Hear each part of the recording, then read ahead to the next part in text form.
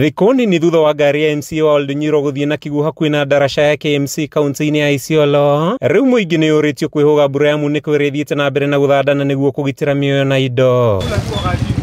Ritana riri ikitio ni mwandiki munene thirikari-ini ya Isiolo Dadeboru uria hinyiriirio ni ugwati muingi gukirania njui-ini njihuru mahinda-ini maya, akiuga kwigita tiguoya na muingi ubatie kwihuga. Tutafanya mikakati ya kushughulikia hii mambo ya drainage hapa Isiolo County kwa sababu hii drainage ukiangalia wale wanaishi karibu na hii laga yote wamekuwa affected. So ni wakati ngumu, lazima tukae na wananchi, tuambie wananchi yetu mahali maji inapita. Kama umejenga kidogo lazima tupeane nafasi. So lazima tujitayarishe sisi pia kama wakaaji wa Isiolo. Mwiri wa ndereba wa ngari ya MC iratoriu ni mai ni urikitie kuhithukio kilomita kihiri na kianda. Riri mwiri wa mundu ungi urari ngari-ini urethanwo naguo. Munini wa county commissioner mwena uyu Christopher Siele akinyitanira na atongoria kuuga ti gutheke na muingi witheme muiyuro. Tungeomba tu wananchi waweze kuenda kwa sehemu zilizoinuka za nyanda za juu kwa sababu wengi wanaishi karibu na mkondo wa maji na ndiposa wakapata hasara mingi. Kuna watu ambao wamepoteza mbuzi, kuna wengine biashara zao zimeharibika, chakula zimeharibika, wengine hata wana mavazi na msaada inahitajika waweze kusaidiwa kwa chakula hata kwa mavazi.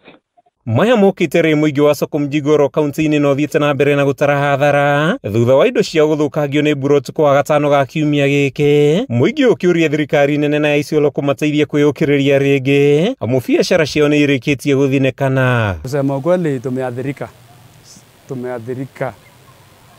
Watu wameathirika, watu wamebebewa vitu, watu wamebomolewa manyumba.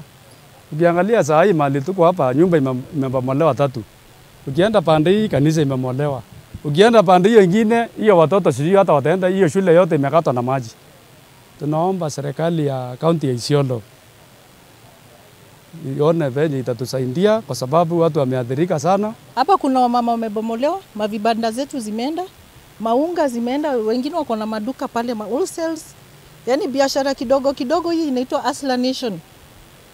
Wenye walisema watasaidia Asla sasa wako na shida, tunawahitaji wakuja na misaada yao watusaidie, watubusi ndio tuweze kuendelesha biashara zetu kama normal.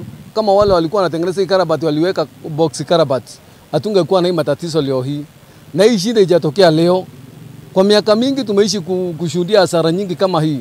Kupoteza a lot of money, hasara mingi na ile. Hii tukija kubahatika leo hii ama tutengenezwe kuanzia leo ifikiriwe niweko program. Bwana CS, hizi drainage zetu miaka nenda miaka rudi asijaifunguliwa. Ukipita kwa sababu utatembea na wewe za hiyo drainage, utapata drainage zote zimefurika matope, hakuna mahali ya kupitia maji. Boruna gukihana uguo ni ri muingi thirikari ya Isiolo ni kumahe guoko na thirikari yo ni yarire mitaratara ya kumurika mathina mao. Mimi naona kuna makanisa zimebebwa, mbuzi zimebebwa, manyumba zimebebwa. Sasa governor amesanction mkutano ya cabinet. Tutashirikiana na wafadhili wengine kama national government, county commissioner, Red Cross, development partner, county.